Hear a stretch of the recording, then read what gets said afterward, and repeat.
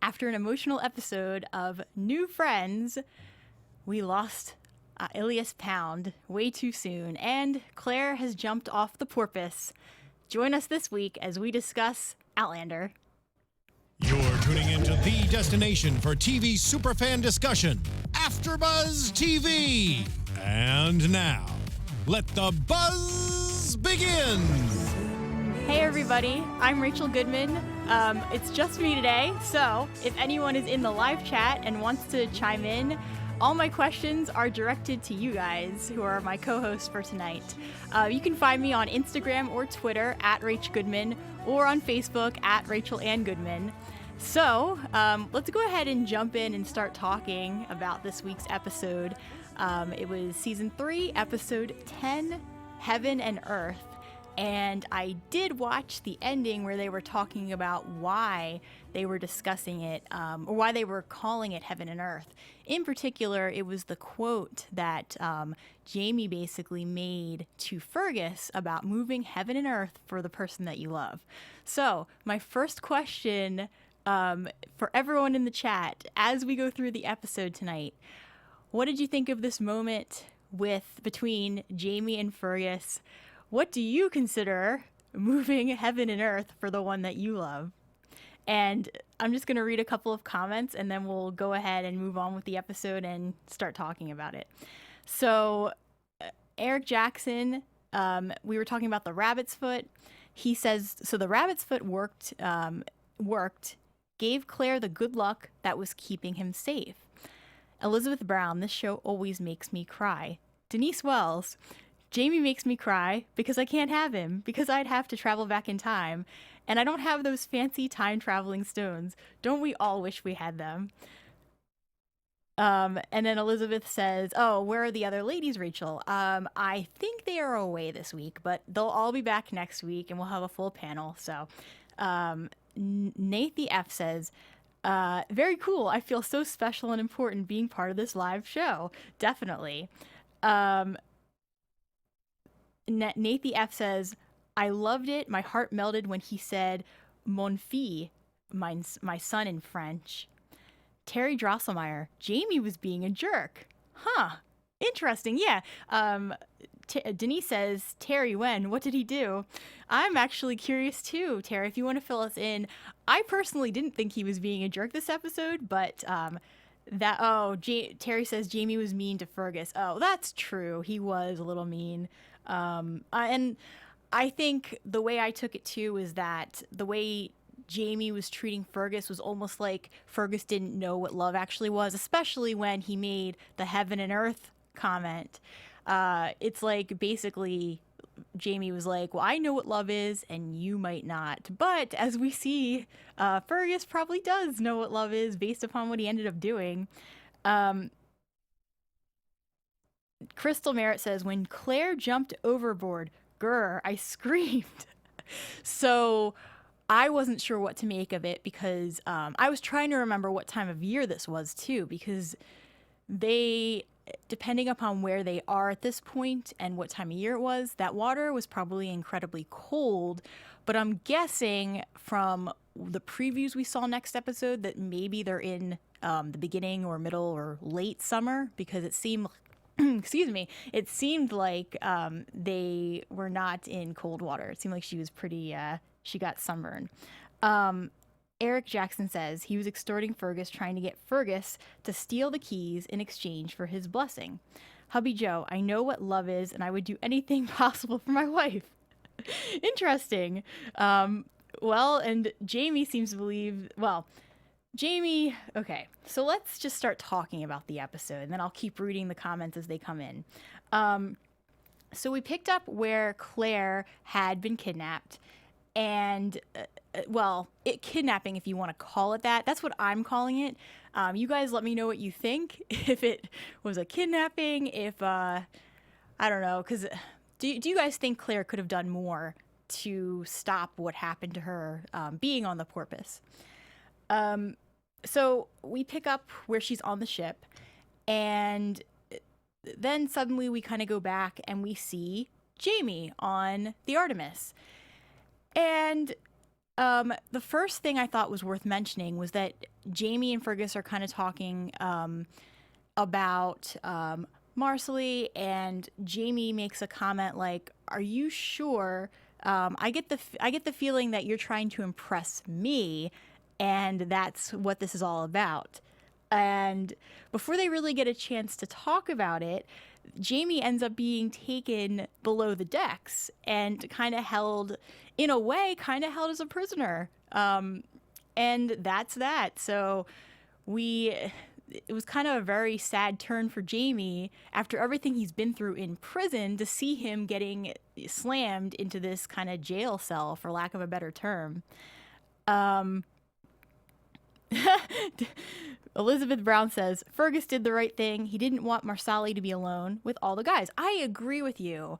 I really, I always have liked Fergus as a character, but this episode in particular, I really loved how he handled this whole situation, because it's like Jamie said, you move heaven and earth for the one that you love. And Fergus knew that if he stole the keys and let Jamie out, that they were talking about Marcelly, like they were going to rape her, basically. All the guys, all the random crew guys that Fergus overheard.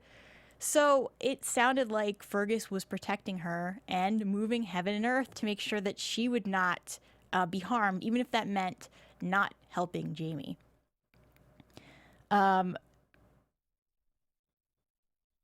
So we have a couple of comments in the chat about what people would do for their wives for moving heaven and earth. And Denise Wells asked Hubby Joe, would you board a ship and kill the pirates? Hubby Joe, the pirates would not stand a chance. Nathy F says, Fergus is all cute and grown up. They did a great job casting him. Yes, they did. He does remind me of the little kid, that the actor who was originally playing him, in the mannerisms. And yeah, the guy, that casting, great job. Like that, yeah. Really wonderful acting on his part. And he's in line with how the character should be too, at least from watching him as a little kid to now. So we have Jamie being restrained and taken down by Mr. Warren. Then they do a really quick shot of the alcohol, the creme de menthe, being basically cut through as the liquid is kind of seeping through. And at first, I wasn't sure if it was alcohol or I was watching with my husband. He thought that maybe we were seeing the water being drained because it had been established that it was bad drinking water. We weren't sure because it was so quick, even though it did kind of look like back in Edinburgh with the alcohol that Jamie had basically been collecting in those barrels. So it turns out that's what it was. It was that creme de menthe. And it's important because eventually we get back to that. But at the moment, we just see a really quick clip of it. And then we get back to Claire. And so in the beginning, as Claire's trying to help all these men, it kind of sounds like it's not really working. That she's cleaning the deck, she's doing all these things. The head chef is basically fighting her and telling her that he doesn't trust her. And it's really, it's a huge problem. He does not respect her at all. The captain, he's treating her with respect. And there's another character, Elias Pound, or Elias, I'm not sure if I'm saying that right, I'm sorry. If anyone's watching in the chat and wants to correct me, please correct me on my pronunciation. I'm so sorry if I'm wrong. And Claire meets Mr. Pound, as she calls him at first, who is a teenager. And even though she has men that are disrespecting her and telling her that they don't trust what she's doing to help all the men with typhoid fever, Elias Pound steps up and he actually defends her. And they have this thing called grog, which is supposed to be a way to kind of cleanse the germs, like a kind of alcohol. And it's not Claire wants something a little different, but for now, the grog is going to have to suffice. So while she's trying to figure out a way to turn this into pure alcohol, she starts to befriend Ilias Pound, who defends her, and she starts to get to know him. And I remember too, last week in the chat, someone had asked if this teenager was Jamie's son. And I remember last week we confirmed it wasn't, but just to double confirm, since we now know his name was very stressed in this episode, it is definitely not Jamie's son, for anyone who may have still been wondering. So Elias says that he's 14 years old, and he's been on a ship since he was 7. So he's not used to any other kind of life. And they watch his friend, they find his friend, John Quigley, who dies. And what Claire watches Ilias do is basically take his dead body, wrap him up, and then Elias has to actually put the hook through his friend's nose. And he says the reason he's doing it is because he's a friend, and it has to be done by a friend before they take the dead bodies and throw them over into the water. And I was watching the end talk, and they said that they researched this. The director said that they researched this very specifically so that they would do it the way that it actually was done during this time period with the dead bodies. Terry Drosselmeyer says, Fergus was being logical when Jamie was not capable of seeing reason. Denise Wells says, Rachel, I'm dying here. Crystal Merritt says, that was me. I think they may have been talking about something else. Elizabeth Brown, he was such a good character and so mature for his age. Terry Drosselmeyer, I love Mr. Pound. And Denise says, okay. Yes, for everyone, let me write in the chat, the video has started. I think some people may be having technical difficulties here. So a lot of people love Mr. Pound, and that's what I think I'm probably going to call him, just in case I'm mispronouncing the name. So after we kind of see how they throw this body, how they throw bodies over the ledge, we can see things for Claire are not getting, they're not very easy. And she's been sent over there to help, and a lot of people aren't respecting her. So it's starting to get a little scary for her over there. So Claire's talking to the captain, and she explains the disease is passed by hand and food. Her next goal is to find out what's happening in terms of where the disease is coming from. So she finds out that it's actually a cook that she thinks is responsible.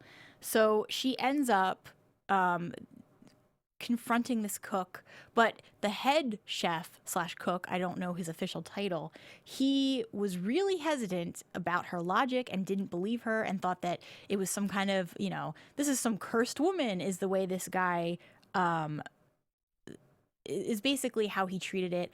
And that Claire was completely ridiculous for thinking that his cook could be behind this disease when, here's the thing, the cook was completely healthy, but Claire, who's trying to explain you could be a carrier for the disease without actually being sick, is not being taken very seriously. So this head cook is obviously going to be a problem because he is very adamant that Claire's wrong and feels like she is doing things for no real logical reason. So we're seeing all this. We're seeing that Claire's not doing so well, that most of the men, aside from the captain and aside from Mr. Pound, as I'm going to call him, the rest of the men aren't treating her very well. Like she's being so disrespected from, in a situation where she was basically kidnapped and now she's being treated this way. So then we get back to Jamie, and this is where we see Fergus coming to talk to him. Jamie doesn't look so good. He looks like he's nauseous again, of course, because The worst place, at least in my opinion, to be on a ship when you are likely to get seasick is beneath, below the deck. That is not good, I can tell you from experience. So Jamie's down there looking not too great, looking pretty sick. And one of the things that he said that kind of stuck out to me was Fergus was saying, you know, Claire's going to be okay. She's over there to fight. She's had the disease, like she's not going to get it. And Jamie says, no. It's not the disease that I'm worried about. It's the fact that she's with 350 men.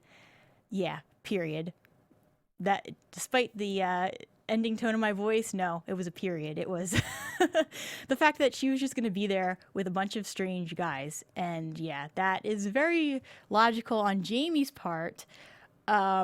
And of course, Jamie doesn't know what he's going to do unless he can somehow break free. So Jamie's plan was basically to get Fergus to steal the keys, get out of the jail, and then when he was done, or yeah, I'm calling it a jail because to me that's what it is.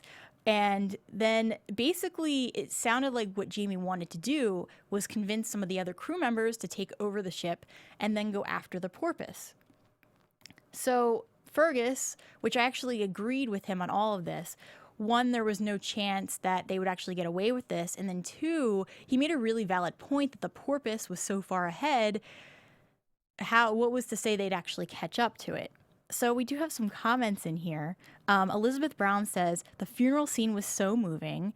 Terry Drosselmeyer, creepy chef. And by the way, I'm so sorry I did not mention his name. If anyone in the chat would like to offer that name up, I would be very grateful. Calvin Ree says they are in Jamaica, tropical waters, warm near shore. Okay, that makes sense. I didn't know how close they were at this point. So, but yeah, if they are closer to Jamaica, then yeah, that makes a lot of sense. The carrier was moved from the carpenter group to the galley, and that is how it spread so much. Interesting. Denise says, Rachel, you were in a ship prison? That was my other life. And anyway, moving along. No, I'm just kidding. For anyone who took me seriously. Hubby Joe, Denise, it was a dark time in her life. We don't like to talk about it. Eric Jackson says, so, the ship sets looked like the sets from Black Sails. Wonder if the town will be too. That's interesting. And I could be wrong on this, but I thought someone in the chat a couple weeks ago had said that they were using some of the Black Sails sets and background people. So correct me if I'm wrong. If anyone in the chat happens to know, what did you guys think about that scene with Jamie and Fergus? Do you guys agree more with what Jamie wanted to do? Or do you agree more with Fergus's plan of not wanting to take that chance? Fergus didn't exactly have a better plan, but he didn't like Jamie's. Okay, so in the end, Fergus does agree to do it for Jamie. At least at this moment, he agrees, and he seems like he has every intention of doing it. We kind of go back with Claire, and then this is, as I was mentioning earlier, this is the moment when we see the dead being thrown overboard, and I guess we can arguably say a moment of foreshadowing, though I really did not expect Mr. Pound to be one of the eventual victims of the disease, but one of the big things is that after the dead are thrown overboard at this point, the really mean chef guy, who I do not know the name of, and I will definitely start using his name if someone will tell me in the chat. He starts pointing out that there are more people dying than the day before, and then more than the day before that. And what are you doing about it? Boiling water and washing hands? Such a jerk. Of course, I mean, he is not even giving her the benefit of the doubt. Not that someone of his time would understand what she's doing at all, but what a jerk. However, Mr. Pound, who's listening into, here we go, Mr. Cosworth, the head chef, basically tells Mr. Cosworth to leave and is there for Claire. And Claire and Mr. Pound have this really interesting conversation where Claire explains that she's kind of compartmentalized death and her job, because if she allowed So if she allowed death to overwhelm her the way that it could, she wouldn't be able to go through with her job. But then she adds, but then John Quigley wasn't my friend. So it was just a really touching conversation. I loved their friendship. What did you guys think in general about this conversation? And what did you guys think about Elias Pound as a character and the situation and his untimely death? So Terry says Fergus all the way. Crystal Merritt, Claire should have ripped the page out the book that had Jamie's name in it. Yes, thank you. Now, okay, I understand Cosworth came in, but she had plenty of time before he came in to rip that page. And I don't understand why she didn't, unless she somehow thought in her mind that she would do it the honorable way and go and talk to the captain first. But no, I would have been ripping that page out really fast. What do you guys think about that? Do you think that she should have ripped the page, or do you think she should have handled that situation differently? Denise says, I'm going to agree with Terry about Fergus. Elizabeth Brown says Fergus. Elizabeth also says that would have been a good idea about the book and ripping the pages. Yes, thank you. Eric says Jamie's plan would not have worked. I agree with that. It definitely wouldn't have worked. Here's the thing. If Jamie's plan was going to work, then he probably wouldn't have been thrown in the jail in the first place, because enough of the crew would have supported him and stopped it from happening. It was only one guy that dragged him down there, or drug him down. Denise says, wait, if Claire ripped out the page with Jamie's name, didn't that lead her back to him when she was researching with Oh, or am I misremembering? What? Huh, that's a good question. Elizabeth says no. Crystal Merritt says no. The captain's book. Nathy, I'm sorry if I'm saying that wrong. I knew he was going to die immediately. It was so predictable and obvious, but I was rooting for him the whole time. Terry Drosselmeyer, I loved their relationship. Mr. Pound also died in the book. Oh. Denise, yes, she should have ripped out the page.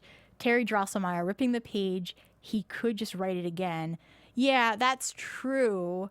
But I guess that's true. It depends who wrote it, because I was under the impression that, well, all right, if what ends up happening, we'll get to it in a second. How about that? So Nathy says, at Terry Drosselmeyer, I bought the series, gonna read it when season 3 ends. Yeah, I think that is definitely a plan of mine too, to read this at some point. So, all right, Claire and Mr. Pound have that touching conversation about death. Then we get to Mrs. Johansson's husband. Can I just say that Mrs. Johansson was an amazing character and one of my favorite? I mean, obviously Mr. Pound, but Mrs. Johansson, she was wonderful. And I loved her broken accent, or her broken words, or her broken English, I should say. That might be more correct. So they find Mrs. Johansson has a problem. They think that her husband has gone ill from typhoid fever, but when Claire gets there, it is not the fever that he's gone ill from. And it is hilarious because, well, not hilarious that he's unconscious, but it's hilarious because this husband of hers, he has alcohol poisoning from drinking the smog, and he's passed out because he's drunk. So it's a very different, yeah. On the one hand, it's a positive thing because he does not have typhoid fever, but Claire's look when she realized what was going on with Mrs. Johansson's husband was hilarious. What did you guys think about that? Do you think that, how do you think it was to find out that this guy had basically passed out from drinking? Were you guys expecting that, or did you think it would be something else? Crystal Merritt says Mrs. Johansson was hilarious. Eric says, this is going back to the page. The captain wrote that in his log, he's not going to just forget if the page was ripped out. Okay, that makes sense. Elizabeth Brown, she was cool. She was very helpful. Yeah, and I knew that whole thing with the goats and the grass. I knew that was a message, and it wasn't just the fact that she didn't say, something that made a little more sense. I knew it had meaning. So the important thing, though, is that when Claire was down below the deck, she ends up seeing a Portuguese flag, which, of course, kind of ties to young Ian and what Jared Fraser had said about the bruiser and where young Ian could be. So they don't really give a definite answer on whether it was the bruiser, but it seems like that's very logical that that's what it could be. And that's after this point. So she finds the Portuguese flag. So we know that they could be getting very close to young Ian. Not sure, but we could be. And after that, that's when we have the scene that we've all kind of been talking about, where Jamie goes and she finds the piece of paper, basically revealing that Jamie has this alias and what he's been doing with the alcohol, and basically just giving everything away. And that when they get to Jamaica, the plan is they're going to they're basically going to rat him out.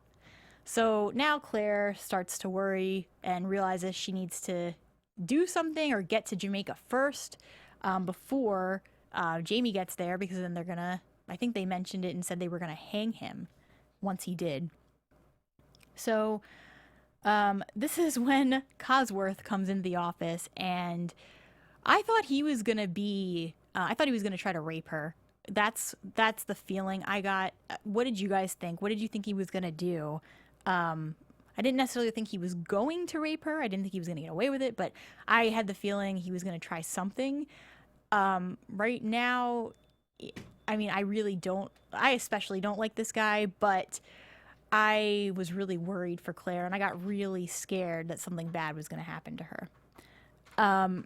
So Eric Jackson says, Claire loves swearing. Eric says, read that already. Sorry, guys. Crystal Merritt, she was hilarious. Mrs. Johansson, Terry Drosselmeyer, loved when Claire dropped the F-bomb. You know what my favorite part was? When, I think that's what you're talking about, where it was like, basically, it was like, Jesus, Roosevelt, blah, blah, blah, blah, blah. I love how Roosevelt was in her curse, and it makes so much sense because of the 40s. Thank you.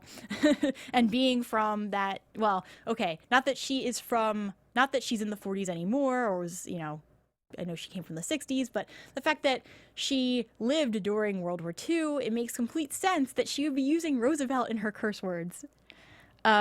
Nathy says, makes me nervous every time she drops the F-bomb. We don't know how many time travelers are walking about. Well, that's interesting too, but I would argue that I think the F-bomb has been around a lot longer. I think it's been around for a really long time, so I almost wonder if they would have heard it already anyway.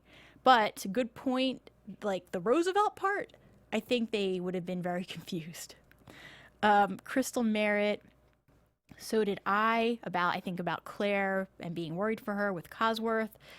Elizabeth Brown, he is very shifty. Hubby Joe, he was a total jerk. Claire should have killed him and put him in a barrel. Denise says, Hubby Joe, totally. Denise to Nathy, on Game of Thrones, they use the F-bomb all the time, so it's probably okay. Yeah, I think it is too. So I generally know the story, and I think from what I remember, the F-bomb came around in the 15 or 1600s. Don't quote me on that. You guys may want to Google it, but I think it's been around a very long time, and I don't want to get into the story. Maybe in the chat later. Eric, Jamie didn't know the F-bomb at first. Huh, interesting. I could be wrong then, but who knows? Google's a good friend for that. So, all right. Then we get to... So Claire's obviously realized what they're going to do to Jamie. Cosworth lets her go. He doesn't actually hurt her or do anything, which surprised me. And basically, it gets to a point where Claire realizes she kind of has to do something. We cut back to Fergus and Marsley, and they nearly sleep together, it seems. And then that's around the time when Fergus ends up overhearing everything with the crew and how they want to do something to Marsley, and how just disrespectful they're talking about Jamie and Fergus too. Like, they just don't seem to be on the same I think Fergus realizes that Jamie's plan is definitely not going to work. So when Fergus gets back to Jamie, he basically says, no, like, it's not happening. I'm not doing it. I don't have the keys. Sorry. And then what ends up happening is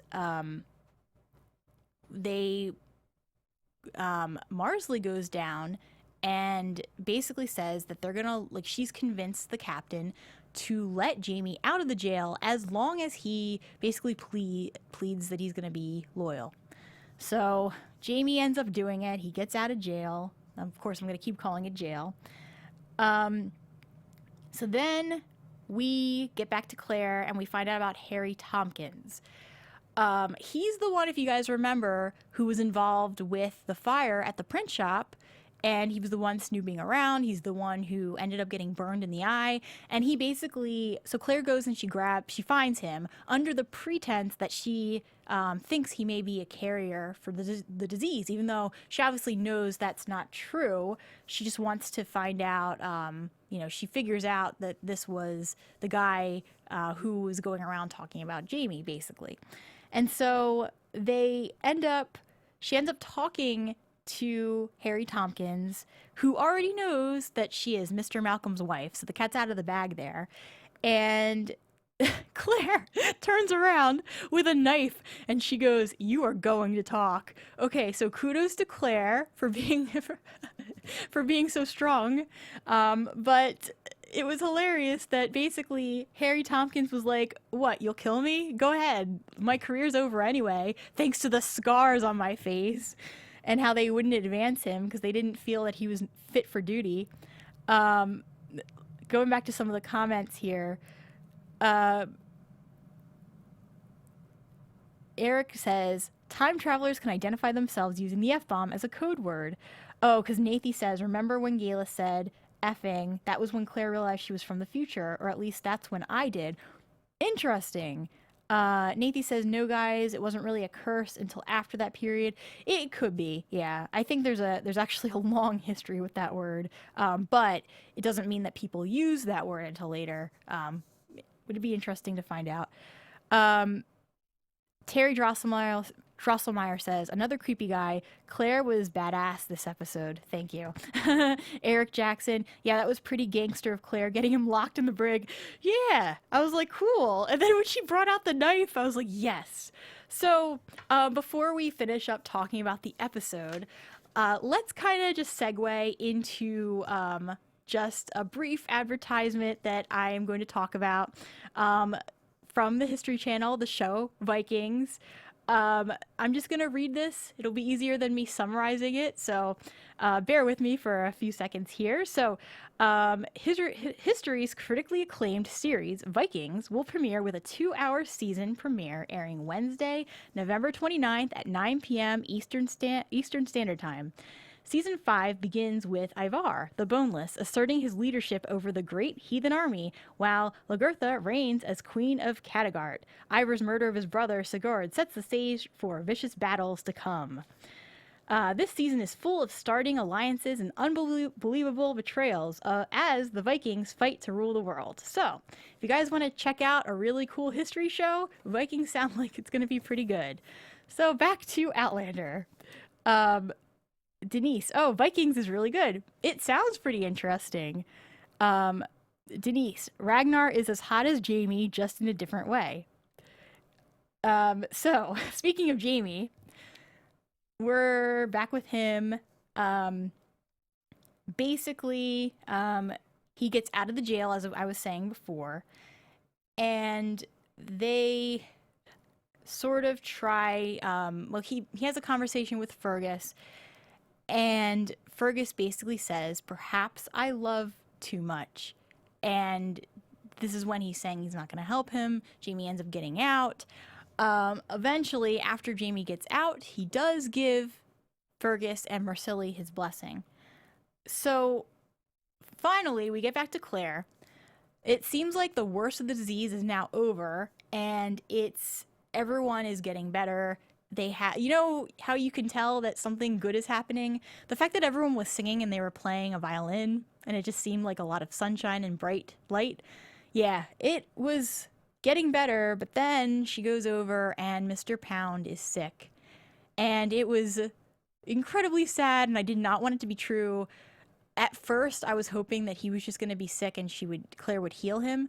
But then the saddest thing, and I didn't even get to mention this yet, is that Mr. Pound gave Claire a rabbit's tail that he had been given from his mother. And one of the reasons that this is kind of important too, if you watch the ending when they were doing the talkback, they have a theme with rabbits. The rabbit at the Battle of Culloden, the rabbit, the stuffed rabbit in the crib with Brianna, and now it's a rabbit's tail that Mr. Pound is giving to Claire. And so fast forward a little bit here, back to the scene with Mr. Pound getting sick. Claire must know that he's going to die instantly because Mr. Pound calls for his mother, and Claire basically says, it's your mother, it's time to come home now. That was one of the most touching lines, I think, I wouldn't say all of Outlander, but especially, I would say definitely this episode.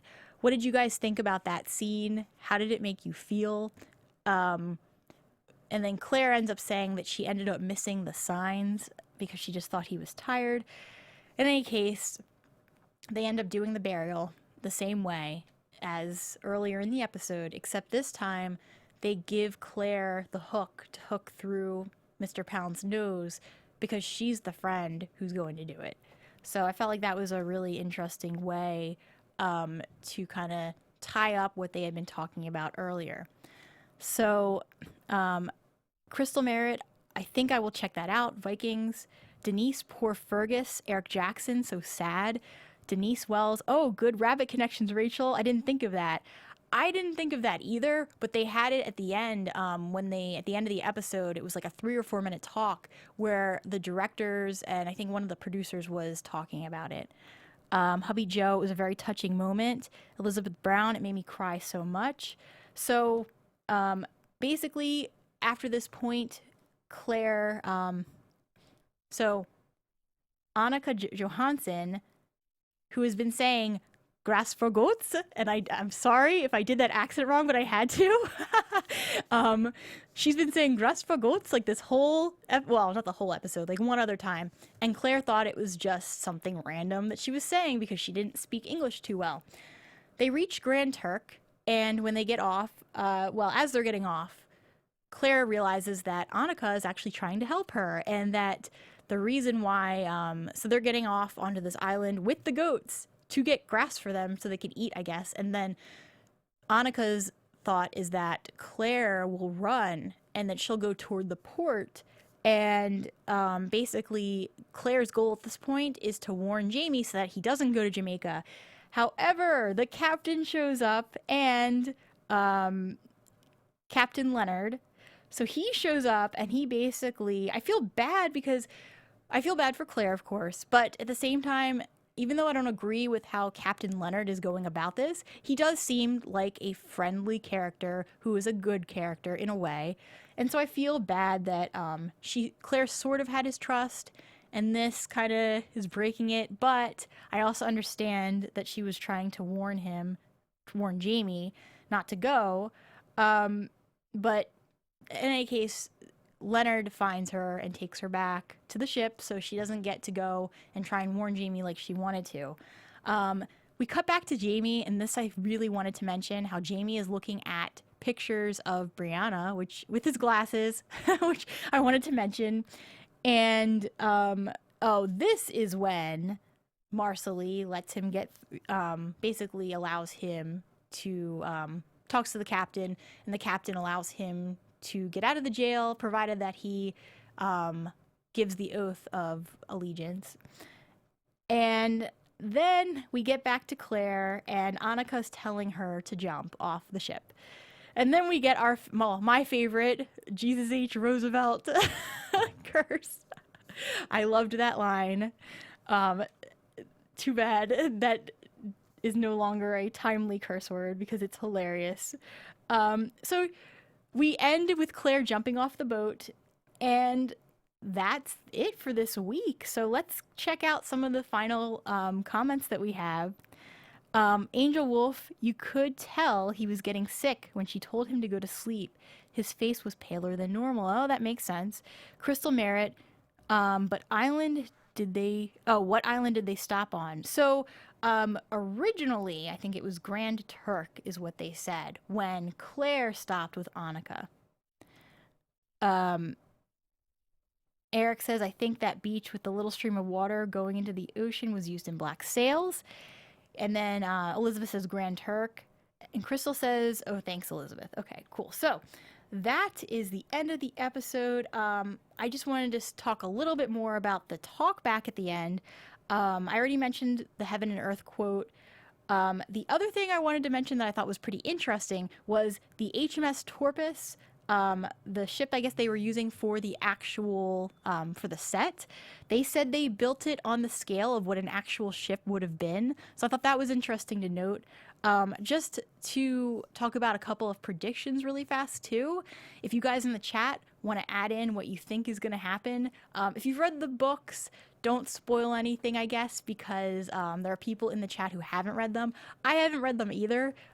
So I guess for anyone who has read the books, just what you thought of the episode, and if anyone hasn't read the books and doesn't know what's going to happen like me, what your predictions are. I think that Jamie is going to get to Jamaica and that he's going to have to fight his way away from all these people who are trying to, I guess, hang him. I think he's going to get well, I don't know about captured, but I think he's going to get arrested. I don't think Claire's going to be able to warn him in time, but it looks like from the previews that's what she's trying to do, even though she ends up on another island. The other thing is I'm curious if Captain Leonard is actually going to turn into a good guy and if he's going to just, stop from reporting what he's learned about Jamie.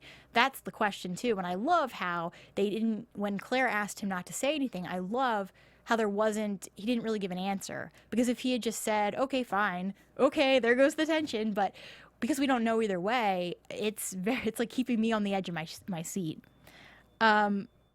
Crystal Merritt says, so next week's episode, they showed Claire landed back there. Yeah, they showed, I forget the name of the island, but they did show that she did land on another island with a lot of sunburn. Eric Jackson says, predictions. She makes it to land on Grand Turk, but Jamie sails right by. I don't think it was Grand Turk. I think they said it was a different island. I could be mistaken. But, yeah, I don't think she's going to get to warn Jamie in time either. I think that's going to be a miss on that part. So, that about wraps up our time. I'd love to see more predictions, but we're running a little low on our time, but I would like to thank everyone in the chat for joining us this week. You guys were my hosts. Otherwise, I would just be sitting here talking to myself, which I'm kind of doing anyway, technically. My name is Rachel Goodman. You can find me on Facebook at Rachel Ann Goodman or on Instagram or Twitter at Rach Goodman. Thank you again for joining us for this week's Outlander review and recap of Season 3, Episode 10, Heaven and Earth. Have a great week, guys. From executive producers Maria Menounos, Kevin Undergaro, Phil Svitek, and the entire AfterBuzz TV staff, we would like to thank you for listening to the AfterBuzz TV network. To watch or listen to other after shows and post comments or questions, be sure to visit AfterBuzzTV.com. I'm Sir Richard Wentworth, and this has been a presentation of AfterBuzz TV. Buzz you later. The views expressed herein are those of the host only and do not necessarily reflect the views of AfterBuzz TV or its owners or principals.